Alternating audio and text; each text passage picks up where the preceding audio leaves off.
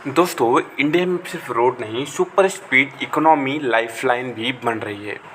ऐसा एक्सप्रेसवे जो सिर्फ सिटीज़ को कनेक्ट नहीं करेगा बल्कि पूरे देश की इकोनॉमी को टर्बो बूस्ट देने वाला है। और सबसे शॉकिंग बात, इसमें से कुछ प्रोजेक्ट ऑलरेडी इंडिया के ट्रैवल टाइम को आधे भी कर चुके हैं। तो आज हम देखेंगे इंडिया के टॉप 5 अपकमिंग मेगा एक्सप्रेसवे जो फ्यूचर की रोड लाइन को रोड फाइन करने वाली है। तो भाई इसमें हम समझेंगे ये सिर्फ हाईवे बिल्कुल नहीं, क्योंकि multi lane access control world class corridor है जो लॉजिस्टिक कॉस्ट को कम करेगा, जॉब्स को क्रिएट करेगा और इंडिया को 5 ट्रिलियन इकोनॉमी बनाने में हेल्प भी करेगा। तो सबसे पहला जो एक्सप्रेसवे आता है ना भाई, वह है दिल्ली मुंबई एक्सप्रेसवे। इंडिया का सबसे एम्बिटियस हाईवे प्रोजेक्ट जो कि दिल्ली से मुंबई को जोड़ देगा। मतलब भाई एक महानगर दूसरे महानगर को कनेक्ट करेगा। Length 1386 kilometre, cost 1 lakh crore रुपए से ज़्यादा, 8 लेन, फ्यूचर में एक्सपैंडेबल होगा 12 लेन। इस एक्सप्रेसवे का कंप्लीट हो जाने के बाद ट्रैवल टाइम 24 घंटे से घटकर सिर्फ और सिर्फ 12 घंटे रह जाएगा। यह भाई जो एक्सप्रेसवे रहेगा हरियाणा, राजस्थान, मध्य प्रदेश, गुजरात से गुजरेगा। तो इसका जो बेनिफिट रहेगा ना, तमाम राज्यों को होने वाला है। Total length 1350 kilometre Haryana, Rajasthan, MP, Gujarat और महाराष्ट्र से गुजारा जाएगा, जो कि बहुत इंपॉर्टेंट रहेगा। पता चलो कि इस एक्सप्रेसवे का काम पूरा हो जाने के बाद जहाँ दूरी घटेगी तो वहीं समय भी कम हो जाएगा। इसका जो बड़ा फ़ायदा रहेगा वो छोटे छोटे डिस्ट्रिक्ट को ज़्यादा मिलने वाला है। अगर हम बात करें इस प्रोजेक्ट की, तो ये मेजर सिटी में दिल्ली, गुड़गांव, फरीदाबाद, स्टेट्स में दिल्ली, हरियाणा, राजस्थान, एमपी, गुजरात और महाराष्ट्र, सिटीज़ में बल्लभगढ़, सोहाना, अलवर, बांदीकुई, दौसा, सवाई माधोपुर, कोटा, गरुड़, मंदसौर, जारोड, रतलाम, ठांडला, दाहोद, गोधरा, वडोदरा, भरूच, सूरत, नवसारी, वैसाड, वापी, पालगढ़, विरार और मुंबई को कनेक्ट करेगा। बताते चलो कि इसके अलग अलग सेक्शन हैं। पहले डीएनडी फरीदाबाद से केएमपी वाला जो कि 59 किलोमीटर लेंथ पैकेज 3 में है। उसके अलावा सोहाना से लेकर दोस्तों वडोदरा 844 किलोमीटर लेंथ है। वडोदरा से विरार 354, विरार से जीआरपीटी पोर्ट लगभग 92 किलोमीटर। इसके पैकेज 1 में 18 किलोमीटर जो कि एप्को इंफ्राटेक कंपनी को काम दिया है, जो कि दोस्तों सेक्शन आता है हरियाणा में ऑपरेशनल हो चुका है। सेकेंड 29 किलोमीटर का ही जो कि एप्को इंफ्राटेक का ही काम है, हरियाणा में ऑपरेशनल है। थर्ड है 32 किलोमीटर जो कि सेंट्रो डोस्ट्राय इंडिया करके कंपनी कॉन्ट्रैक्टर इनको काम दिया गया था हरियाणा में ही, जो कि ऑपरेशनल हो चुका है। चौथा था 37 किलोमीटर का जो कि एचजी इंफ्रा को काम मिला था राजस्थान में, ऑपरेशनल हो चुका है। पांचवा जो पैकेज था दोस्तों 36 किलोमीटर का था जो कि केसीसी बिल्डकॉन राजस्थान के पास काम किया, वो भी ऑपरेशनल हो चुका है। छठवा जो था भाई 6 पैकेज, वो भी 31 किलोमीटर का जिसको भी केसीसी बिल्डकॉन को ही दिया गया था राजस्थान में, ऑपरेशनल हो चुका है। सातवां पैकेज जो कि 31 किलोमीटर का था, गेवर कंस्ट्रक्शन को दिया गया था राजस्थान में, ऑपरेशनल हो चुका है। आठवां दोस्तों 33 किलोमीटर का सेक्शन था, एचजी इंफ्रा को काम दिया था राजस्थान में, ऑपरेशनल है। 90 नंबर का 46 किलोमीटर का रूट था एचजी इंफ्रा को, जो कि राजस्थान का है, ऑपरेशनल है। 10वें में 26 किलोमीटर का काम था जो कि दाया मजू इंफ्रा क्रिसेंट ईपीसी प्रोजेक्ट के तहत काम था, जो कि राजस्थान में 98% तक का वर्क पूरा हो चुका है। 11वां पैकेज था 12 किलोमीटर का जो कि एलएनटी को दिया गया था राजस्थान में, 100% काम हो चुका है। 12वां पैकेज था 28 किलोमीटर का जो कि जीआर इंफ्रा को काम गया था राजस्थान में, ऑपरेशनल है। 29 किलोमीटर का रूट था 13वें पैकेज में जो कि सीडीसी इंफ्रा प्रोजेक्ट में काम किया था राजस्थान में, ऑपरेशनल हो चुका है। 14वें नंबर का जो पैकेज था 31 किलोमीटर का दाया माजू इंफ्रा का काम था राजस्थान में, ऑपरेशनल हो चुका है। 15 नंबर का पैकेज दोस्तों 8 किलोमीटर का था, दिल्ली बिल्डकॉन ने काम किया था राजस्थान में, जो कि 88% तक का काम हो चुका है। 16वें में 25 किलोमीटर का काम था, डीआर इंफ्रा ने किया, राजस्थान में ऑपरेशनल है। 17वें नंबर पर 32 किलोमीटर का रूट था, एमकेसी इंफ्रा ने काम किया, एमपी में ऑपरेशनल हो चुका है। 18वां पैकेज में 33 किलोमीटर का काम था जो कि जीआर इंफ्रा ने किया, एमपी में ऑपरेशनल हो चुका है। 19वें नंबर पर दोस्तों 30 किलोमीटर का रूट था जो कि GINXI कंस्ट्रक्शन ने काम किया था, MP में ऑपरेशनल हो चुका है। 20वें नंबर पर 25 किलोमीटर का काम था, GHB इंडिया ने करके कंपनी थी जो कि MP में काम किया, ऑपरेशनल हो चुका है। वहीं 21वें नंबर की बात करूँ तो 30 किलोमीटर का रूट था जो कि GR इंफ्रा ने काम किया, जो कि MP में ऑपरेशनल हो चुका है। 22वें पैकेज ने 25 किलोमीटर का काम निकाला गया जो कि L&T ने किया, MP में ऑपरेशनल है। 23वें नंबर पर 25 किलोमीटर का काम था, GR इंफ्रा ने किया, ऑपरेशनल है MP में। 24वें नंबर पर 21 किलोमीटर का काम था, GR इंफ्रा ने MP में किया था, वो भी ऑपरेशनल है।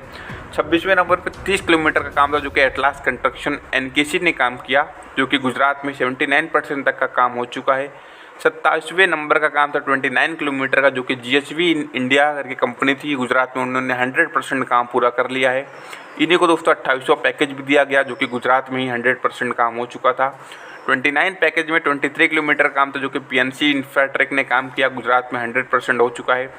30वें नंबर पर 22 किलोमीटर का काम निकाला गया जो कि पटेल इंफ्रास्ट्रक्चर ने काम किया, गुजरात में 100%। और 31वें नंबर पर 19 किलोमीटर के रूट का काम निकाला गया जो कि PNC इंफ्राटेक करके कंपनी थी, उसने काम किया, गुजरात में 100% काम को पूरा कर लिया गया। तो भाई यहाँ पर ना वडोदरा से विरार JNPT का जो सेक्शन है, इस पर लगभग 18 पैकेज है, जिसमें से 7 पैकेज में लगभग ऑपरेशनल हो चुका है। बाकी गुजरात के 3 पैकेज में 5, 10 और 43% तक काम हुआ है। वहीं महाराष्ट्र के एक में 100% हो चुका है, कहीं 95, 92, 88, 95, 87, 93 ऐसे अलग अलग काम बचे हुए हैं। वहीं दोस्तों फरीदाबाद और कला जो सेक्शन है, इसमें 3 पैकेज थे और चौथा जो था जेवर वाला था। तो इसमें से जो पहला पैकेज था वो 98%, सेकेंड पैकेज में ऑपरेशनल, 3rd% ऑपरेशनल, चौथा पैकेज में 64 किलोमीटर तक का काम हो रखा है।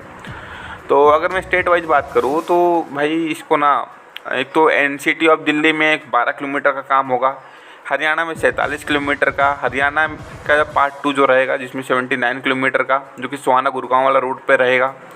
राजस्थान में 373 किलोमीटर, MP में 244 किलोमीटर, गुजरात में 149 किलोमीटर, वडोदरा और विरार वाला जो सेक्शन है गुजरात का पार्ट 2 उसमें 277 किलोमीटर, महाराष्ट्र के पार्ट 1 में 79 किलोमीटर, पार्ट 2 में 92 किलोमीटर। तो कुछ इस हिसाब से ना दोस्तों उसकी लेंथ है वो काफ़ी बढ़ जाती है और पूरी तरीके से एडवांस तरीके से इस एक्सप्रेसवे का निर्माण करवाया जा रहा है। भाई दिल्ली से मुंबई को जोड़ेगा तो देश समझिए आप देश की 2 बड़ी इकोनॉमी को जोड़ रहा है।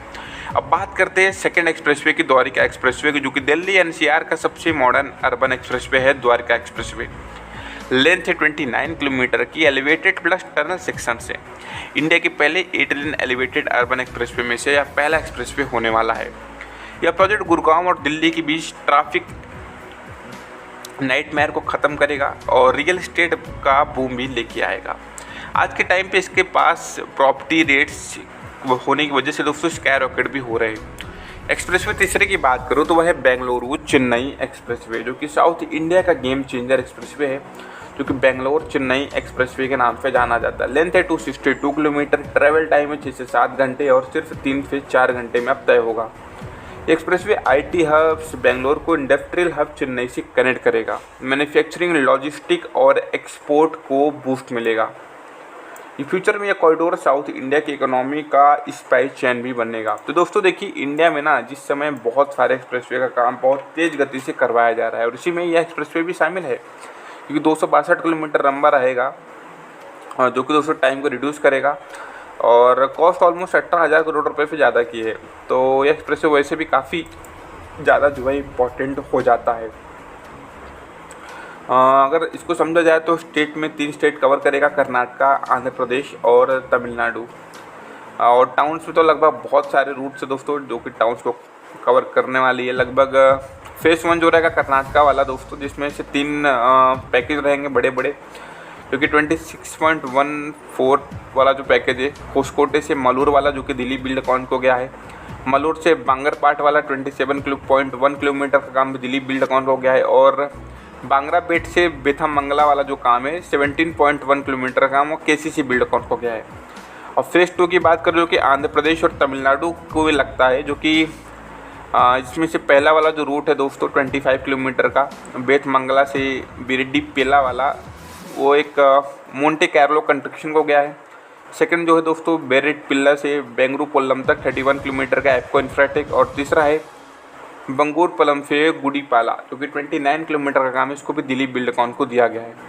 और जो आखिरी वाला फेज़ 3 रहेगा जो कि तमिलनाडु में पूरा आएगा, जो कि गुड़ीपाला से वलजापेट्टी तक 24 किलोमीटर का मोंट कैरोल कंस्ट्रक्शन, वलजपेट्टी से एरकोनम तक 24.5 किलोमीटर का केसीसी बिल्डकॉन, एरकोनम से कांचीपुरम से 25.5 किलोमीटर का काम डीपी बिल्डकॉन, माफ़ कीजिए डीपी जैन कंस्ट्रक्शन, और कांचीपुरा से श्री पेरुम्बुरम तक 22.1 किलोमीटर का काम रागालिंगम कंस्ट्रक्शन को गया है। तो कुछ इस हिसाब से इसका काम होने वाला है। चौथे की बात करो तो भाई अमृतसर से जामनगर एक्सप्रेसवे। अब यह एक्सप्रेसवे कितना इंपॉर्टेंट है, क्योंकि लेंथ है 1257 किलोमीटर की, क्योंकि पंजाब से गुजरात तक को ना एक एक्सप्रेसवे के माध्यम से भाई यह कवर करने वाला है। तो इसके जो फ़ायदे वगैरह है ना वो बहुत ज़्यादा बढ़ने वाले हैं। तो चलिए इसके भी थोड़ा सा समझेंगे। तो देखिए ये एक्सप्रेसवे 1257 किलोमीटर रहेगा, जो कि 4 से 6 लेन रहेगा, क्योंकि पंजाब, हरियाणा, राजस्थान और गुजरात को कवर करने वाला है। ये एक्सप्रेसवे बन जाने के बाद लगभग बहुत ज़्यादा फ़ायदे होंगे। ऑलमोस्ट 1256 मतलब 1257 किलोमीटर का काम रहेगा, और अभी चल ही रहा है काम दोस्तों, क्योंकि काफ़ी लंबा काम है। स्टेट में बात करूँ तो पंजाब, हरियाणा, राजस्थान और गुजरात को कवर करेगा। मेजर में अमृतसर, गोंडवाल साहिब जैसी चीज़ों को कवर करेगा। सिटीज़ में सुल्तानपुर लोधी, मोगा, बठिंडा, मांडी दाबली, हनुमानगढ़, सूरतगढ़, बीकानेर, नागौर, जोधपुर, बड़नेर और जामनगर जैसे अच्छी एरिया को कवर करेगा, और यहाँ के ट्रांसपोर्ट को भी मजबूत करने वाला है। तो इसका भी काम अभी चल रहा है, और ये बनने के बाद वाकई में काफ़ी ज़्यादा फ़ायदे होंगे। अगर मैं बात करूँ तो पैकेज में भी इसका अलग अलग काम निकाला जा चुका है, और अलग अलग कंपनियाँ इस पर काम भी कर रही है दोस्तों। लगभग 8 बड़े पैकेज है जिससे इस काम को किया जाना है। अगर मैं इसके अलावा अगले प्रोजेक्ट की बात करूँ तो भाई अगला प्रोजेक्ट है ना गंगा एक्सप्रेसवे। अब गंगा एक्सप्रेसवे क्यों इंपॉर्टेंट है आप सभी को पता है। अगर आप यूपी से बिलोंग करते हैं तो इस एक्सप्रेसवे का नाम आपने ज़रूर सुना होगा, और इसके कुछ हिस्सों में आपने ट्रैवल भी किया होगा, क्योंकि गंगा एक्सप्रेसवे भाई है ही उतनी ज़ोरदार। और गंगा एक्सप्रेसवे की बात करूँ तो यह दोस्तों ऑलमोस्ट इसकी जो लेंथ है ना वो 99,999 ऑलमोस्ट 1000 किलोमीटर के आसपास लेंथ हो जाएगी फ्यूचर में। अभी जो है वो 594 किलोमीटर की है, जो कि स्टेटस वगैरह हो गया, अंडर कंस्ट्रक्शन है। तो उसके फ़ायदे काफ़ी ज़्यादा है। लगभग 12 पैकेज में काम था। पहला पैकेज जो था बिजौली, जो कि मेरठ से लेकर हापुड़ वाला सेक्शन था 48.9 किलोमीटर। चंदेर से लेकर जो कि हापुड़ से लेकर अमरोहा के बीच में मिर्ज़ापुर डुंगल लगता है, वहाँ 30 किलोमीटर का। और मिर्ज़ापुर डुंगल अमरोहा से लेकर बदौनी तक नांगला बहरा करके 50.7, ये तीनों ही पैकेज का काम IRB इंफ्राटेक ने किया है। उसके अलावा जो चौथा से लेकर 12वां पैकेज है, जिसको लगभग टोटल काम को अडानी इंटरप्राइजेस ने किया है, जिसमें से दोस्तों बुदौन से लेकर दोस्तों बिनावर 52.1 किलोमीटर, बिनावर से लेकर दारी गुलाऊ जो कि शाहजहानपुर के पास में है 46.7 किलोमीटर, फिर दारी गुलाऊ से लेकर उबरिया खुर्द जो कि हरदोई के पास है 52.9 किलोमीटर हो गया।